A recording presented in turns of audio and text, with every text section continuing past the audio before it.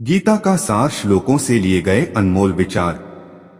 एक, श्री कृष्ण ने अर्जुन को गुरु बनकर डांटते हुए कहा, तुम विद्वान की तरह बात करते हो, लेकिन जो विद्वान होता है वह जानता है कि शरीर और आत्मा क्या होती है। इस शरीर का जन्म होता है और जिसका जन्म हुआ है उसका अंत होना निश्चित है, लेकिन आत्मा कभी नहीं मरती, अर्थात आत्मा अमर है। दो, शरीर बाल्यावस्था से तरुणावस्था और फिर वृद्धावस्था में निरंतर अग्रसर होता रहता है और उसी प्रकार मृत्यु होने पर आत्मा दूसरे शरीर में चली जाती है।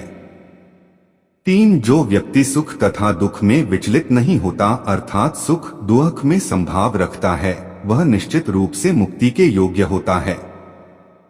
किसी और के जीवन की नकल को पूर्णता के साथ जीने की तुलना में अपने भाग्य को अपूर्ण रूप से जीना बेहतर है। चार, जिस प्रकार मनुष्य पुराने वस्त्रों को त्याग कर नए वस्त्र धारण करता है, इसी तरह आत्मा भी पुराने तथा व्यर्थ शरीर को त्याग कर नया शरीर धारण करती है। पांच, आत्मा न तो किसी शस्त्र द्वारा खंड किया जा सकता है, न अग्नि द्वारा जलाया जा सकता है, न ही आत्मा को जल गीला कर सकता है और न ही हवा द्वारा सुखाया जा सकता है। आत्मा सदैव शाश्वत, सर्वव्यापी, अविकारी, स्थिर तथा सदैव एक सा रहने वाली है। छह, आपको काम करने का अधिकार है, लेकिन काम के फल पर कभी नहीं। कर्म करो, फल की चिंता मत करो। तुम न तो कभी अपने आप को अपने कर्मों के फलों का कारण मानो और न ही कभी कर्म न करने में आसक्त हो जाओ, अर्थात हार जीत की परवाह किए बिना बस अपने कर्म को महत्व दो। सात, क्रोध से पूर्ण मोह उत्पन्न होता है और मोह से स्मरण शक्ति का विभ्रग हो जाता है। जब स्मरण शक्ति भ्रमित हो जाती है तो बुद्धि नष्ट हो जाती है और बुद्धि नष्ट होने पर मनुष्य भव कूप में पुनः गिर जाता है। आठ, अपने सभी कार्यों को भगवान पर केंद्रित मन के साथ करें, आसक्ति का त्याग करें और सफलता और असफलता को एक समान नजर से देखें। अध्यात्म का अर्थ है संभाव। नौ, तुम गुरु के पास जाकर सत्य को जानने का प्रयास करो, उनसे जिज्ञासापूर्ण होकर विनती करो और उनकी सेवा करो। गुरु तुम्हें ज्ञान प्रदान कर सकते हैं क्योंकि उन्होंने सत्य का दर्शन किया है। 10, तुम्हारे हृदय में अज्ञानता के कारण जो संशय उठे हैं उन्हें ज्ञानरूपी शास्त्र से काट डालो। 11, जो भक्ति भाव से कर्म करता है, जो विशुद्ध आत्मा है और अपने मन तथा इंद्रियों को वश में रखता है, वह सबों को प्रिय होता है और सभी लोग उसे प्रिय होते हैं।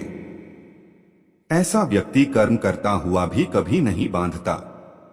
12, जिसने मन को जीत लिया है उसके लिए मन सर्वश्रेष्ठ मित्र है, किंतु जो ऐसा नहीं कर पाया उसके लिए मन सबसे बड़ा शत्रु बना रहेगा। 13, जो ज्यादा खाता है या बहुत कम खाता है, जो ज्यादा सोता है अथवा जो पर्याप्त नींद नहीं लेता, उसके योगी बनने की कोई संभावना नहीं है। 14, एक उपहार तब शुद्ध होता है जब वह दिल से सही व्यक्ति को सही समय पर और सही जगह पर दिया जाता है और जब हम बदले में कुछ भी उम्मीद नहीं करते हैं। 15, कोई भी जो अच्छा काम करता है उसका कभी भी बुरा अंत नहीं होगा, चाहे यहाँ या आने वाले दुनिया में। गीता का सार श्लोकों से लिए गए अनमोल विचार। 16, वह सुख जो लंबे अभ्यास से आता है, जो दुख के अंत की ओर ले जाता है, जो पहले जहर के समान है लेकिन अंत में अमृत के समान है, इस तरह का सुख अपने मन की शांति से उत्पन्न होता है। 17, हमेशा दूसरों के कल्याण को ध्यान में रखकर अपना काम करें।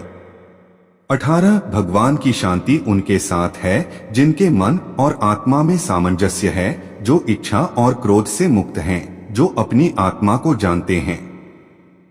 19, नरक के 3 मार्ग हैं, काम, क्रोध और लोभ। 20, वह बुद्धि से जीते हैं जो अपने आप को सब में और सब में अपने को देखते हैं। 21, इंद्रियां शरीर से ऊंची हैं, मन इंद्रियों से ऊंचा है, मन के ऊपर बुद्धि है और बुद्धि के ऊपर आत्मा है। इस प्रकार जो सर्वोच्च है उसे जानकर आत्मा को अहंकार पर शासन करने दें। स्वार्थी इच्छा वाले भयंकर शत्रु का वध करने के लिए अपनी शक्तिशाली भुजाओं का प्रयोग करें। 22 इस ब्रह्मांड में परिवर्तन निश्चित है, नियमित है। आप एक पल में करोड़पति या कंगाल हो सकते हैं। 23 भय और चिंता दो शत्रु हैं जो हमारे कल्याण में बाधक हैं। हमें उन्हें अपने दिमाग से पूरी तरह से मिटाने का प्रयास करना चाहिए। 24 तुम खाली हाथ आए हो और खाली हाथ चले जाओगे। 25 मनुष्य अपने विश्वास से बनता है। जैसा वह मानता है वैसा ही वह है। 26 जो व्यक्ति संदेह करता है उसे कुछ हासिल नहीं होता। शंका करने वाला प्राणी कभी खुश नहीं रहता। 27 जब मन व्याकुल हो तब कोई भी निर्णय न ले। भरे हुए मन से लिया गया निर्णय कभी सही नहीं होता।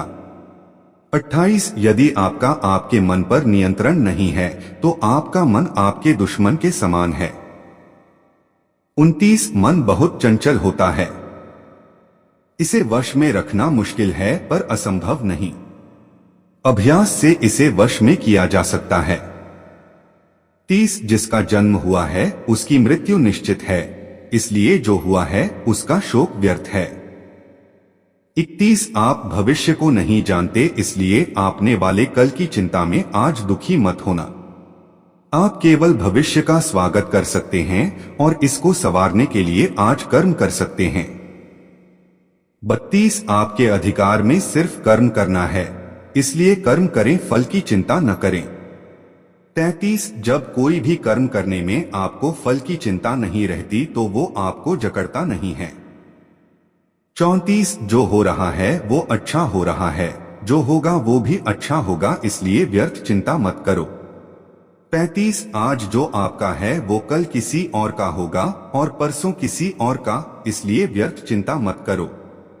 36 आत्मा अमर है, शरीर तो सिर्फ मिट्टी है, आत्मा न पैदा होती है न मरती है। 37 चाहे इस काल में या फिर आने वाले काल में कोई भी ऐसा व्यक्ति नहीं है जिसने अच्छे कर्म किए हों और उसका अंत बुरा हुआ हो। 38 जब इंसान की जरूरत बदल जाती है तो उसके बात करने का तरीका भी बदल जाता है। 39 अहंकार सर्वनाश की ओर ले जाता है। समय सबसे बलवान है।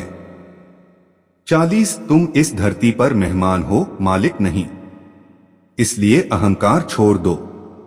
41 जिसे तुम अपना समझकर मग्न हो रहे हो, बस यही भावना तुम्हारे दुखों का कारण है। 42 मैं सभी प्राणियों का समान रूप से देखता हूं, न मुझे कोई कम प्रिय है न अधिक, लेकिन जो मेरी प्रेम पूर्वक आराधना करते हैं वो मुझ में निहित हैं और मैं उनके जीवन में आता हूं। 43 अपने आत्मज्ञान की तलवार से अपने हृदय के अज्ञान संदेश को काटकर फेंक दो। उठो, अनुशासित रहो। 44 यदि आप धर्म करोगे तो आपको ईश्वर से मांगना पड़ेगा, लेकिन यदि आप कर्म करोगे तो ईश्वर को आपको देना पड़ेगा। 45 जिस प्रकार सूर्य उगते ही अंधकार मिट जाता है, उसी प्रकार सही ज्ञान की प्राप्ति से अज्ञान का अंत हो जाता है और सभी वस्तुएं अपने वास्तविक रूप में दिखने लगती हैं।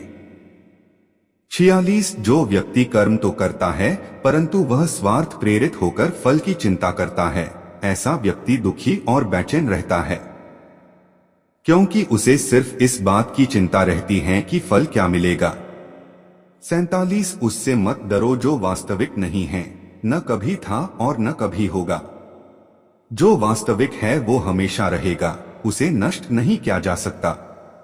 48 लोग आपके अपमान के बारे में हमेशा बात करेंगे, सम्मानित व्यक्ति के लिए अपमान मृत्यु से भी बढ़कर है।